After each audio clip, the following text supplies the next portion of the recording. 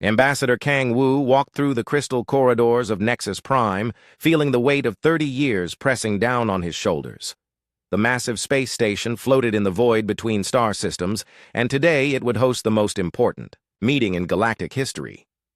He did not know it yet, but everything was about to change. The Galactic Council chamber stretched out before him like a vast bowl made of living crystal. 847 species had sent representatives, and they filled the floating platforms that surrounded the central speaking area. Kang Wu took his place at the human platform and looked around at faces he had worked with for decades. Some nodded in greeting, but many looked away. Captain Lee Ara stood behind him in her crisp blue uniform. She had commanded the human fleet, stationed here for 5 years, and knew every corridor of this place. Dr. Park Jun sat at the research console reviewing his notes about galactic cultures and conflicts. These 3 humans had spent more time solving galactic problems than most aliens had spent thinking about them. The crystal walls began to glow, and the session started. Speaker Vex Thul rose from the Zenthari platform. The tall, crystalline being had always been cold toward humans, but today something felt different. There was anger in the way the light moved through his transparent body. "Honored members of the Galactic Council," Vex Thul said in his ringing voice that echoed through the chamber. "We gather today to address a crisis that threatens the very foundation of our democratic union." Kang Wu felt his stomach tighten. This was not on the agenda they had received. Liara stepped closer and whispered, "Sir, this feels like an ambush."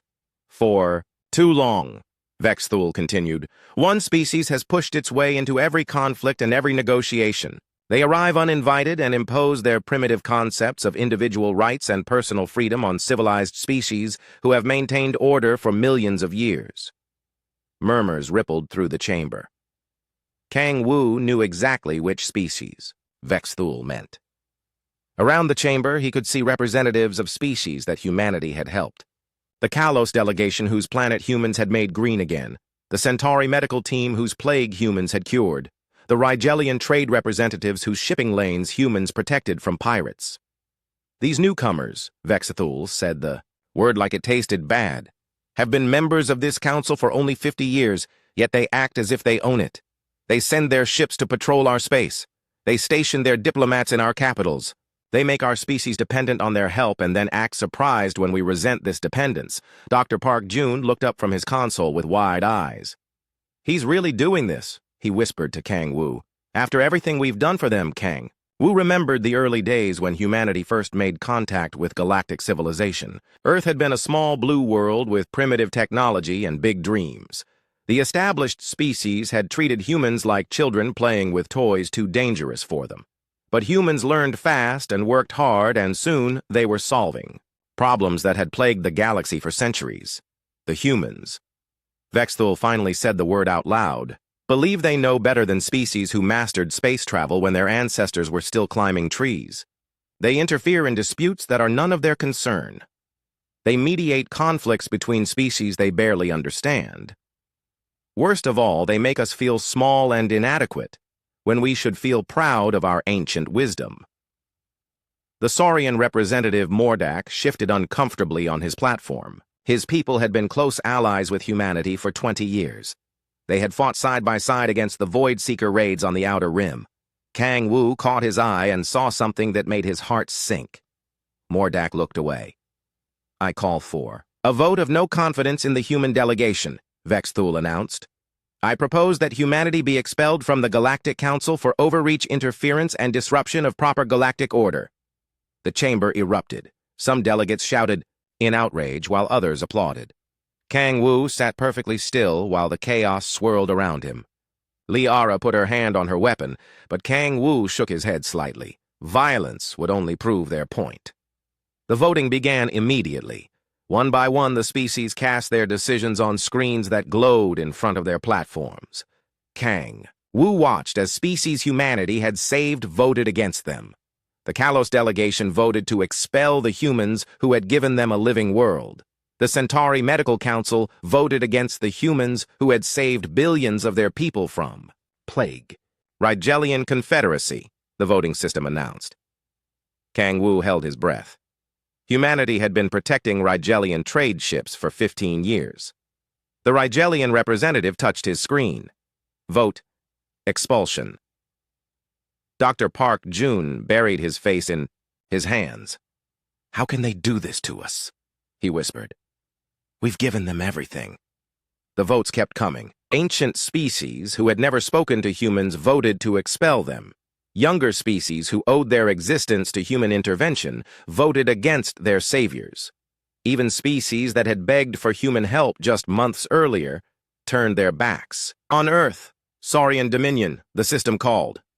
Mordak stared at his screen for a long moment. His clawed hand hovered over the controls. Kang Wu could see the conflict in his reptilian features. Finally, Mordak touched his screen. Vote. Abstention. Kang Wu closed his eyes. Even their closest allies would not stand with them when it mattered most. The final tally appeared on the great display above the chamber. 521 votes for expulsion, 89 votes against, 237 abstentions. Humanity was out. The chamber fell silent. Vex Thul stood triumphantly while other delegates looked uncertain about what they had just done. Some seemed to realize they might have made a terrible mistake, but it was too late to change their votes. Kang Wu stood slowly. His legs felt weak, but his voice was steady when he spoke. "The human delegation accepts the decision of this council. Humanity hereby withdraws from the Galactic Council effective immediately." He paused and looked around the chamber at faces he had known for decades. "We will recall all our advisors, peacekeepers, and aid workers within 72 standard hours. We thank you for the opportunity to serve, and we wish you the best in your future endeavors." The words sounded formal and polite, but everyone in the chamber understood their real meaning. The humans were not just leaving, they were taking everything. With them, Liara stepped forward. "Sir, our ships are ready to begin immediate evacuation of all human personnel from Council space." "Thank you, Captain," Kang Wu said. He gathered his papers and walked toward the exit. His footsteps echoed in the suddenly quiet chamber. As the human delegation left Dr. Park, Jun could not help but look back at the species they were abandoning. "They have no idea what they've just done," he said quietly. Kang Wu nodded. "No, Jun. They really don't." The crystal doors closed behind them with a sound like breaking glass. Admiral Cho Tae watched the displays in his command center as human ships began moving across the galaxy. He had been Supreme Commander of Human Space Forces for 8 years, but he had never managed an operation like this. Every human facility, every outpost, every research station was being evacuated at the same time. The scope of human involvement surprised even him. Humans had been busy in their 50 years as council members. They had built hospitals on 47 worlds. They operated research stations in 38 systems. Their peacekeeping forces were stationed in 16 sectors. Their trade escorts protected shipping lanes across half the galaxy. "Sir," his aide reported, "we have confirmed withdrawal orders sent to all human personnel. Estimated completion time is 60 hours. Chote nodded. The council had given them 72 hours, but humans always finished early. "Make sure everyone understands," he said. "We take everything that belongs to us, and we leave everything exactly as we found it." On Kalos IV, engineer Kim Min stood in the control room of Atmospheric Processor Complex 7. Through the vast windows, she could see the green fields and blue lakes that had not existed 5 years ago. When humans arrived, Kalos had been a desert world with a toxic atmosphere. Now it supported 20 million colonists. Governor Retell burst into the control room, followed by his security detail. The tall insectoid alien was clearly panicked. "Engineer Kim, you cannot shut down the processors," he clicked in his rapid speech. "The atmospheric balance will collapse within months." Kim Min continued entering shutdown commands into her console. "Governor, these facilities belong to Earth. We built them with human technology and human resources. We cannot leave them behind. But the people," Retell pleaded. 20 million beings will die if the atmosphere reverts." Kim Min paused and looked at the alien leader. She had worked with Retell for 3 years and genuinely liked him. "Governor, I'm sorry, but my orders are clear. All human assets must be removed." "Then stay," Retell said desperately. "You and your team can remain as independent contractors. We will pay you anything you ask." Kim Min shook her head. "The council voted us out, Governor. They made it clear that human involvement was not welcome. We're respecting their decision. She finished the shutdown sequence and the massive atmospheric processors began powering down. The hum that had filled the air for 5 years slowly faded to silence. The automated systems will maintain current atmospheric levels for approximately 4 months, Kim Min said. After that, you'll need to find another solution, Retel's compound. Eyes showed despair. There is no other solution. No other species has this technology. Kim Min picked up her equipment bag. I'm sorry, Governor. That's not our problem anymore. In the Centauri system, Dr. Yu Hana was packing 20 years of medical research. The research station orbiting Centauri Prime had been humanity's first major contribution to galactic science. Her team had developed treatments for 17 different alien diseases, including the Crimson Plague that had killed billions. Representative Zephyrin materialized in her laboratory as a shimmering hologram. The energy being was agitated, and his light flickered rapidly. Dr. Yu, you cannot remove this research. It belongs to the galaxy, not to humanity. Dr. Yu Hana continued sealing. Research samples in containment units. Representative, this research was funded entirely by Earth. The equipment was built by humans. The discoveries were made by human scientists. Everything here belongs to humanity. But the Crimson Plague, Zephyrin pulsed urgently. The treatment you developed is the only thing preventing another outbreak. If you take it, millions could die, Doctor. Yu Hana paused in her packing.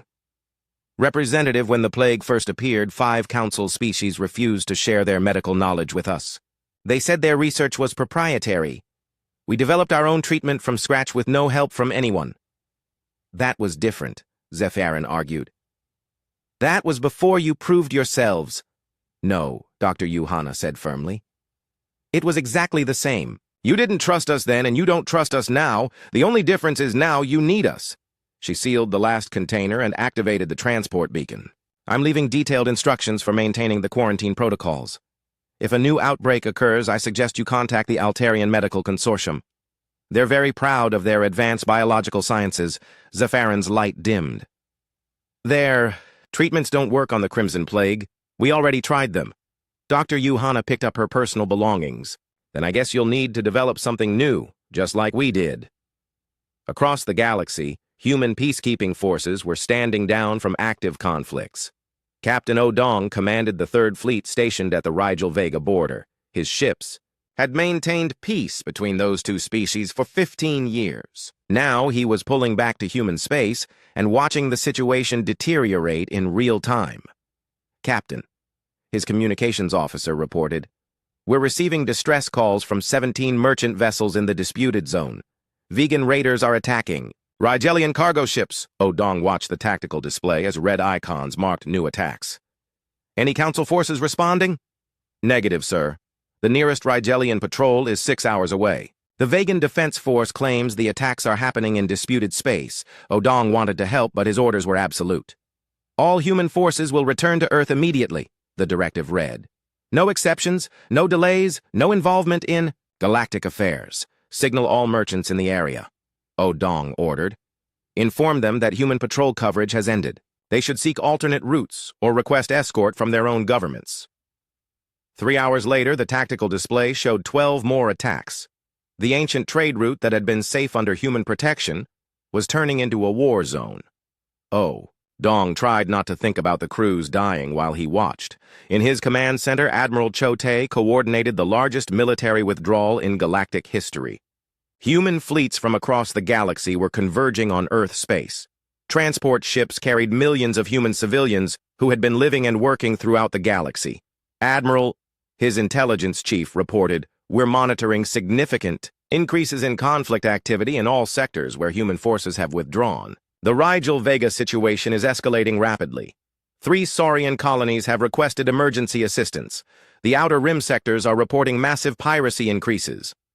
Cho Tae studied the strategic displays. Red warning indicators were appearing, faster than his staff could catalog them. Time frame for complete withdrawal? 57 hours, sir. All human personnel and equipment will be back in Earth space. Cho Tae opened a communication channel to the entire galaxy. His message would reach every government, every news service, every individual with a communications device. "This is Admiral Chote of the Human Space Forces," he began. "Humanity thanks the Galactic Council for the opportunity to serve. We have valued our partnership with all species, and we wish you success in your future endeavors."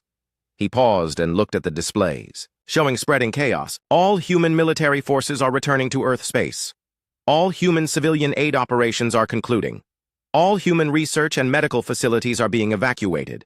We leave with gratitude for the experiences we've shared and hope for peace and prosperity throughout the galaxy. The transmission ended, and Chotai sat back in his command chair. Around him, his staff worked quietly, monitoring the withdrawal. Nobody spoke about what they were seeing on the conflict displays. On Nexus Prime, the council chambers felt strangely empty, even though all the delegates were present. Speaker Vexthul called for reports on the human withdrawal, but the mood was subdued.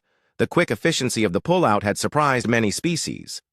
"The humans are being very thorough," reported the Trade Commissioner.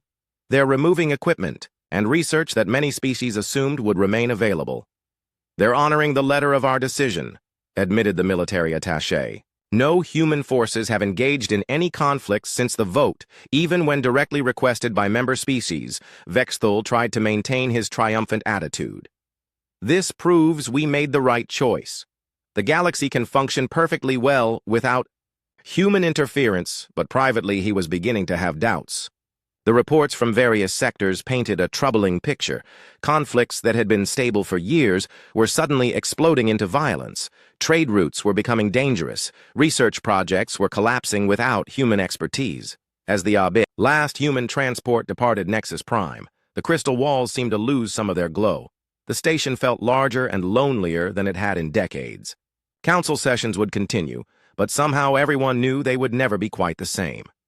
In Earth space, the returning human fleets gathered in formation around their home system.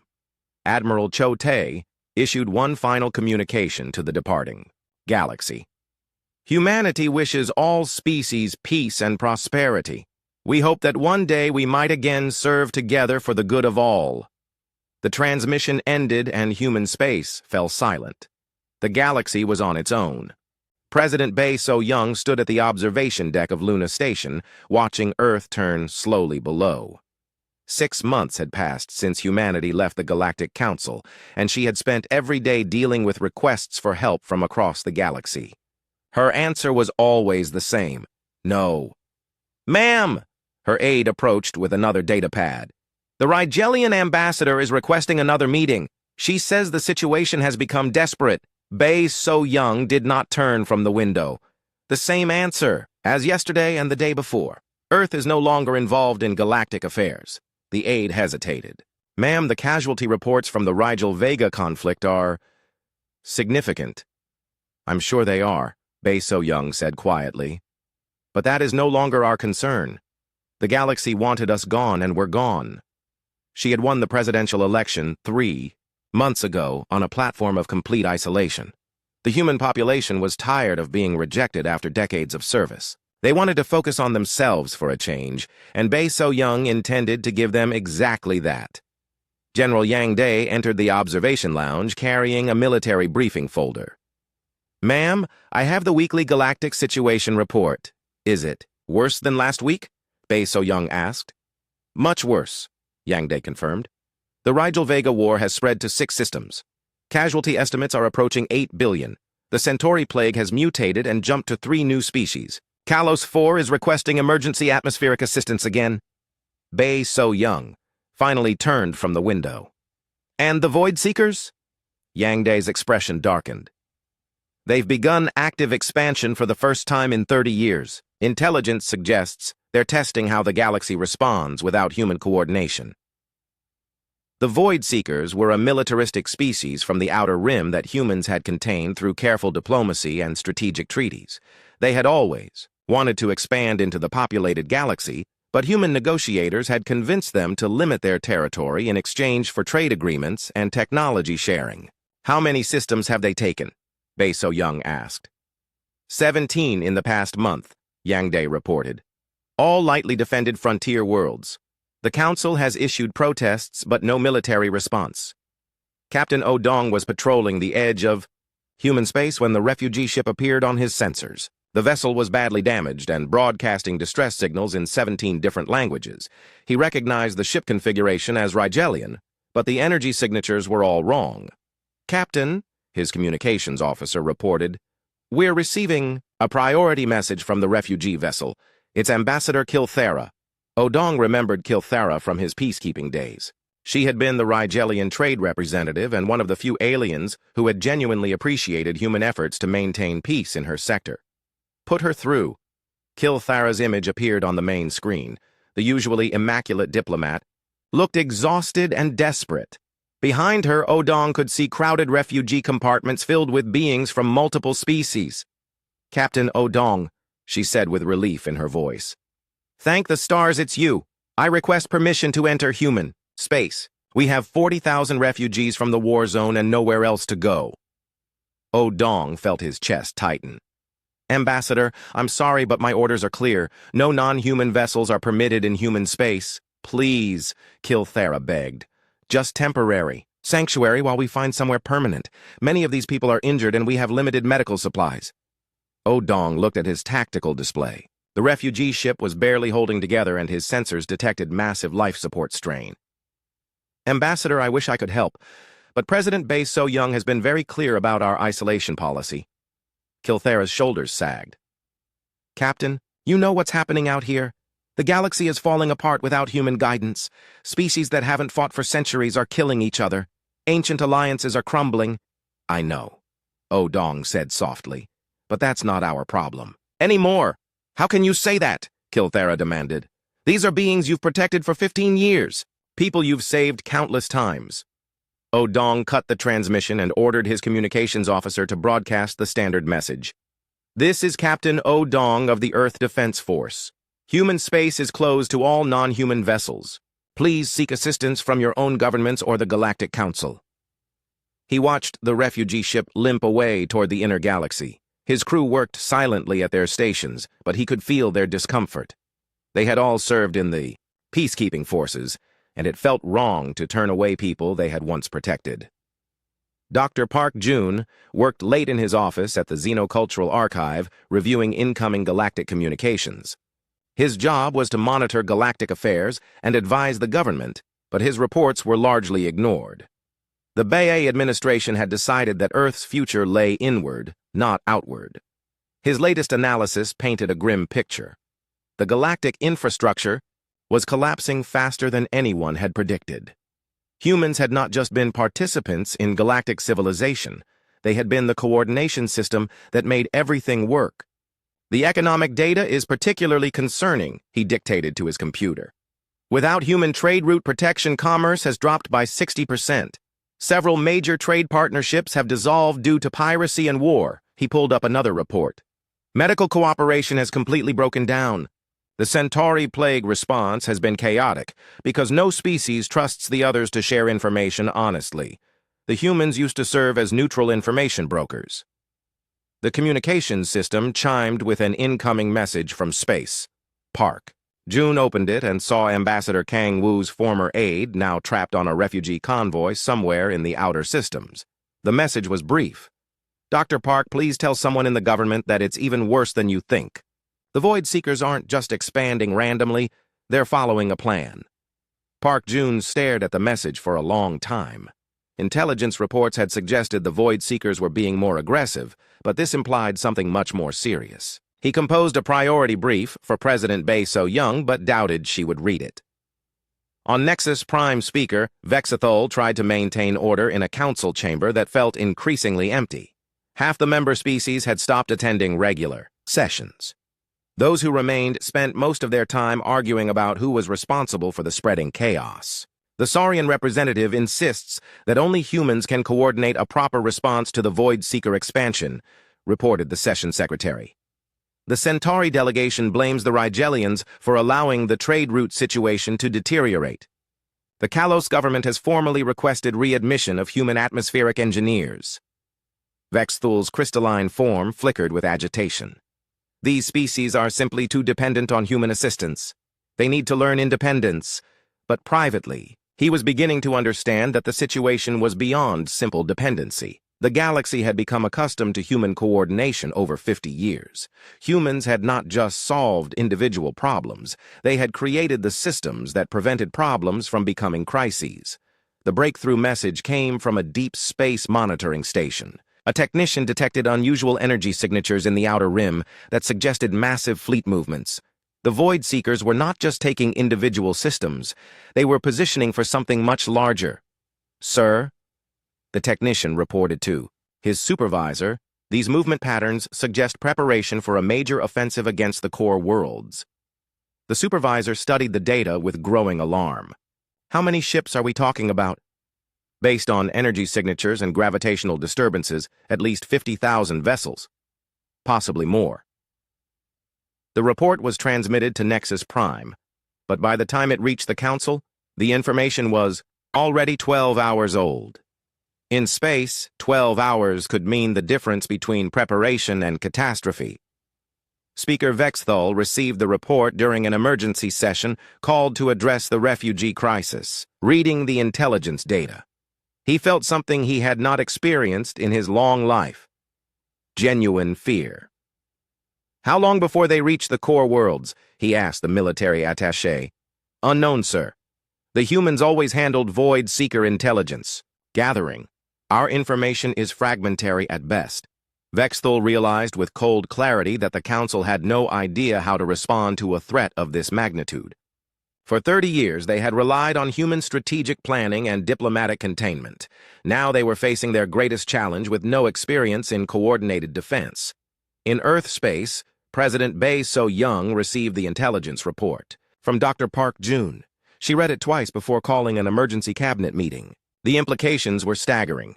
If the Void Seekers successfully conquered the core worlds, they would control most of galactic civilization.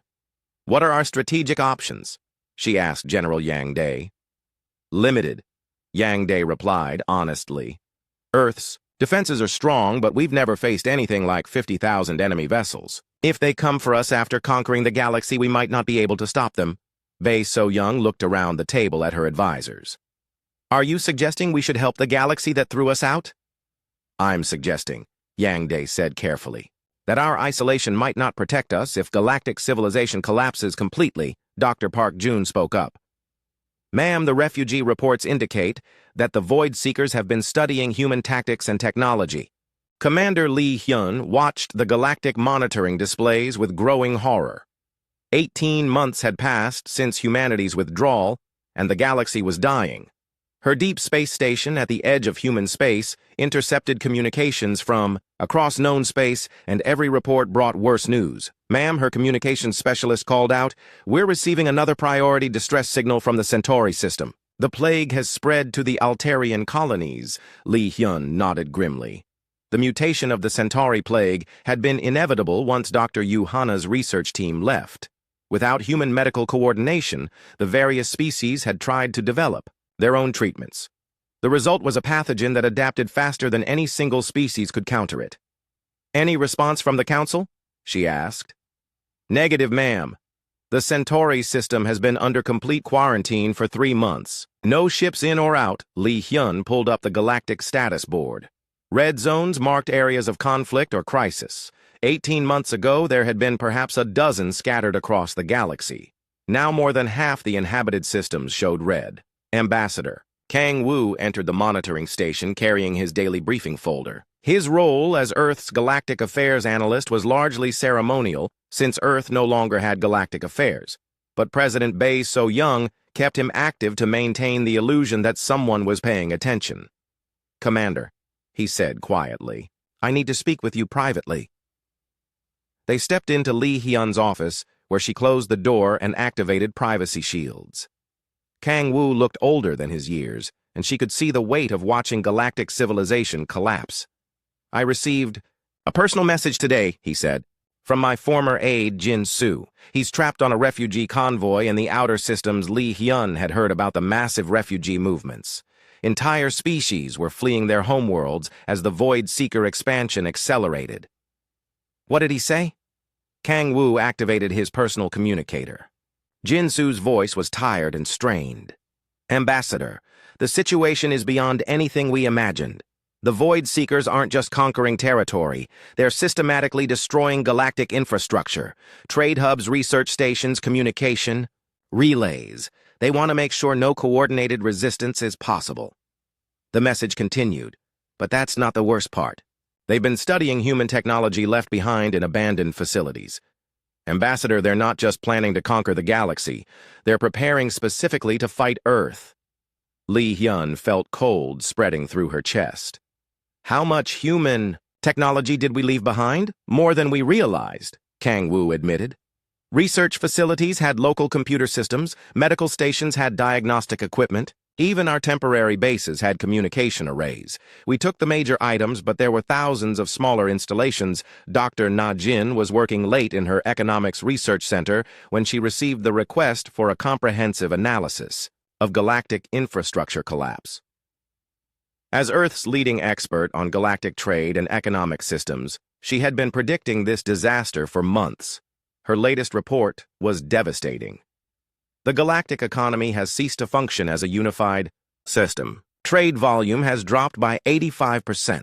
17 species have defaulted on major economic agreements. 4 entire sectors have reverted to barter systems. She pulled up shipping lane data. Major trade routes are completely impassable due to piracy or active warfare. The Rigel Vega corridor, which carried 30% of galactic commerce, is now a war zone. The outer rim routes are controlled by Void Seeker forces. The most troubling data concerned infrastructure coordination. Human oversight was more critical than anyone realized. We didn't just participate in galactic systems. We were the nervous system that made complex coordination possible. Her analysis showed that humans had been involved in planning maintenance, schedules for thousands of facilities across hundreds of systems. Without that coordination, essential infrastructure was failing on predictable cycles that no one else was tracking. Communication relay stations are going offline according to maintenance schedules that only humans maintained. Power distribution. Networks are failing because no other species understood the coordination protocols. Even basic shipping schedules are breaking down because humans provided the neutral arbitration that made complex logistics possible. Dr. Na Jin submitted her report, knowing it would be ignored like all the others. President Bae So-young had made isolation a political necessity, and no amount of economic analysis would change that decision. On Nexus Prime, Speaker Vex Thul faced a council in complete disarray. The chamber that had once hosted 847 species now struggled to maintain a quorum. Many delegations had fled to defend their homeworlds or had simply stopped coming as their governments collapsed. The situation reports, Vexthul announced to the half-empty chamber, indicate accelerating deterioration across all sectors. The remaining delegates looked exhausted and desperate. The Rigelian representative reported 20 billion casualties in the ongoing war with Vega. The medical coordinator announced that 14 species were now affected by various mutations of the Centauri plague. The trade commissioner grimly noted that galactic commerce had essentially ceased. "What about military coordination?" asked the Saurian military attaché. "The Void Seekers are approaching the core worlds with massive force. The military coordinator's response was devastating. "We have no unified command structure. Each species is defending independently with no coordination. The humans always provided strategic oversight for major threats." Vexthul felt his crystalline form dimming with despair. "Surely our individual military forces can mount an effective defense against 50,000 vessels?" the coordinator replied. "Species that maintain their own defense forces sized them for local threats, not galactic war. Only humans maintained strategic reserves capable of addressing threats of this magnitude." The breaking point came when the Void Seeker advance forces struck the first core world. Centauri Prime fell in 6 hours, despite having defense systems. That should have held for weeks. The attackers used human tactical doctrines and human technology configurations that bypassed traditional galactic defenses. "They know exactly how to counter our military systems," reported the surviving defense commander. "Their attack patterns are based on human strategic analysis of our weaknesses." The implications were terrifying. Humans had spent 50 years learning the capabilities and limitations of every species in the galaxy. They had used that knowledge to mediate conflicts and design effective defense strategies. Now that same knowledge was being used against them. by an enemy that wanted to destroy everything humans had helped build. Vexthul sent a desperate message to Earth requesting immediate assistance. The response came back within hours.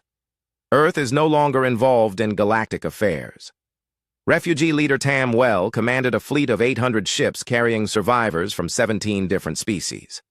His convoy was one of dozens fleeing toward the galactic core ahead of the Voidseeker advance. He had been a minor trade official before the collapse, but circumstances had made him responsible for millions of lives. "Sir," his communications officer reported, "we're receiving a transmission from Earth space."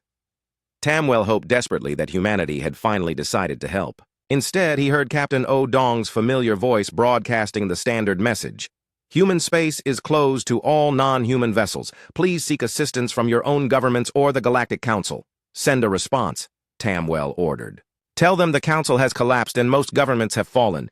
Ask where exactly we're supposed to seek assistance." The response was silence. Human ships maintained their positions at the edge of their space and watched refugee convoys struggle past toward an inner galaxy that no longer had room for them. Commander Lee Hyun monitored the refugee movements with growing anguish. Her sensors detected massive suffering in the crowded ships, but her orders were absolute. No exceptions, no humanitarian interventions, no involvement in galactic affairs. "Ma'am," her sensor specialist called out, "we're detecting massive gravitational disturbances in the outer rim, energy signatures consistent with fleet movements on an unprecedented scale." Lee Hyun studied the sensor data with growing dread. "How many ships?" "Impossible to be certain at this range, but preliminary analysis suggests over 100,000 vessels, all moving toward the galactic core." The main Voidseeker fleet was finally moving. Everything that had happened so far was just preparation for this moment. The death of galactic civilization was no longer a possibility, but an imminent reality. "Get me a priority channel to Earth," Lee Hyun ordered. "President Bae So-young needs to see this data immediately." The transmission reached Earth within minutes, but Lee Hyun knew it would not change anything. Humanity had made isolation a sacred principle, and pride would not allow them to abandon it, even as everything they had once protected burned around them. In her office, Ambassador Kang Woo received another message from Jin Soo. "Ambassador there, not just coming for the galaxy anymore. Intelligence reports suggest the Voidseekers consider humanity the only species capable of rebuilding galactic resistance. They're planning something specifically for Earth." Kang Woo stared at the message for a long time. Fleet Admiral Shin Bo-ra stood in the command center of Luna Defense Station, watching the edge of human space through long-range sensors. 2 years had passed since humanity left the Galactic Council, and now the reckoning had arrived. 50,000 ships moved steadily toward Sol System with one purpose: the complete destruction of Earth and everything humans had built. "Admiral," her tactical officer reported, "the Voidseeker fleet will reach the heliopause in 18 hours. They're maintaining attack formation and broadcasting no communication attempts." Shin Bo-ra studied the tactical displays with the calm focus that had made her Earth's top military strategist. The approaching fleet was larger than anything humanity had ever faced, but she had been preparing for this moment since the day they left galactic space. "Status of our defensive preparations? All orbital platforms are operational. The asteroid defense grid is active. Home fleet is deployed in standard defensive formation around Earth." Shin Bo-ra nodded. Earth's defenses were formidable, but untested against this scale of attack. More importantly, she faced a decision that would determine not just humanity's survival, but the future of galactic civilization itself. President Bae So-young entered the command center, followed by her senior staff. The isolation policy that had defined her administration was about to be tested in the most direct way possible. "Admiral, what are our chances?" "Against 50,000 ships?" Shin Bo-ra considered carefully. "Our technology is superior, and our defensive positions are strong. But they have overwhelming numbers, and they've studied our tactics for 2 years. I estimate 60% probability of successful defense. And if we lose, humanity ends," Shin Bo-ra said simply. "They're not here to conquer," Intelligence reports confirm they intend complete extermination. Ambassador Kang Wu stepped forward. Despite being officially retired from galactic affairs, he had been called back to provide strategic counsel. "Ma'am, there is another option." President Bae So-young looked at him with suspicion. "Which is?" "We send a message to every surviving government in the galaxy. Not a plea for help, but an offer. We coordinate the defense of Sol System, and anyone who wants to participate is welcome." The suggestion was met with silence. Bae So-young had built her presidency on the principle that humanity would never again involve itself in galactic affairs. To abandon that policy now would mean admitting that isolation had been a mistake. "The galaxy rejected us," she said firmly. "They voted us out and told us we weren't wanted. Why should we help them now?" Because Kang Wu replied, "This isn't about them helping us or us helping them. This is about whether civilization survives or everything we've all built gets destroyed." Dr. Park Jun accessed the communication system. "Ma'am, I've been monitoring refugee communications. There are millions of beings from dozens of species fleeing toward the inner systems. They have nowhere to go and no unified leadership." "That's not our problem," Bae So-young insisted, but her voice lacked conviction. "Admiral," Shinbora spoke quietly. "Ma'am, in my professional opinion, our best chance of survival is to coordinate with any available allied forces. 50,000 ships is simply too many for us to handle alone." President Bae So-young looked around the command center at displays showing the approaching enemy fleet. Everything she had believed about humanity's ability to stand alone was being tested by the reality of imminent destruction. "Send the message," she said finally. "But make it clear, we're not rejoining the Council or resuming our old role. This is strictly a military alliance against a common threat." The transmission went out across the galaxy to every government communications center, every refugee fleet, every military commander still capable of receiving messages. Admiral Shinbora's voice carried across space with humanity's first public communication in 2 years. "This is Fleet Admiral Shinbora of the Earth Defense Forces. The Void Seeker fleet is approaching Sol System with intent to destroy humanity and prevent any future galactic resistance. We are coordinating the defense of Earth and invite any forces capable of combat to join us. This is not a request for rescue. This is an offer to stand together." The response was immediate and overwhelming. Battered fleets from across the galaxy began changing course towards Sol System. Ships that had been fleeing the Void Seeker advance turned around and headed for what might be the galaxy's last stand. Captain Lee Ara commanded the newly commissioned EDS Harmony, the most advanced warship in human space. She watched her sensors as the first Allied ships arrived in Sol System, a Rigelian battle group led by her old friend Commander Kilthar. 3 Saurian heavy cruisers under the command of Admiral Mordek himself, Captain, her communications. Officer reported, "We're receiving arrival notifications from everyone. Xanthari crystal ships, vegan scout fleets, Kalos colony defense forces, even species I've never heard of." Liara studied the tactical display as hundreds of ships took positions throughout Sol System.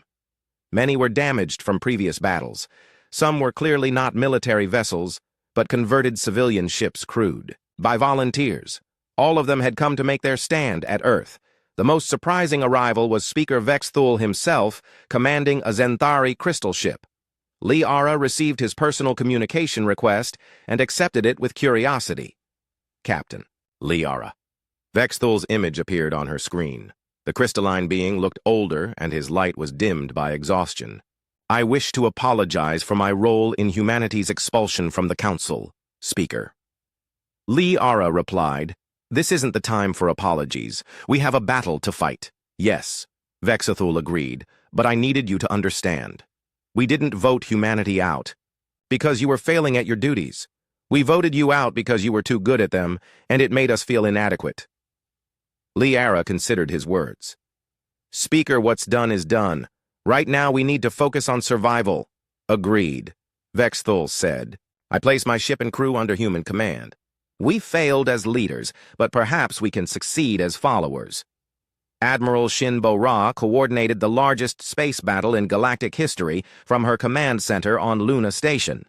The Allied fleet had grown to over 800 ships, representing 43 different species. It was still outnumbered by the Void Seekers, but it represented something that hadn't existed in the galaxy for 2 years. Unified Command. All ships report ready for battle, her communications chief announced. Tactical coordination networks are active. Shin Bo-Ra looked at the tactical display one final time. The Void Seeker fleet had reached the outer system and was deploying in attack formation. Everything would be decided in the next few hours. All ships, she broadcast on the general command frequency. This is Admiral Shin Bo-Ra. Today we fight not as separate species, but as one people defending our shared civilization. Every being in this fleet chose to be here. Every ship represents the decision to stand together rather than fall alone. The battle began as 50,000 Void Seeker ships swept into Sol system like a dark tide. The Allied fleet met them at the orbit of Jupiter in a clash that lit space with weapons fire and dying ships. Admiral Shin Bo-Ra watched the battle displays and coordinated defensive movements with the calm precision that had made her legendary. But as the hours passed, she realized something remarkable was happening. The Allied fleet was not just holding its own, it was fighting better than the sum of its parts. Species that had been enemies for generations covered each other's flanks. Commanders who had never worked together anticipated each other's moves. The Zenthari crystal ships provided sensor coordination, while Saurian heavy units absorbed enemy fire, and Rigelian fast attack craft struck at vulnerable points. Admiral, her tactical officer, called out, "The enemy fleet is starting to falter. Their coordination is breaking down." Shin Bo-Ra studied the displays and saw it was true. The Void Seekers had prepared to fight individual species using tactics that exploited known weaknesses. But they had never faced a truly unified galactic defense, and their rigid command structure couldn't adapt to the fluid cooperation they encountered. The turning point came when Captain Lee Era led a desperate charge against the Void Seeker command ship.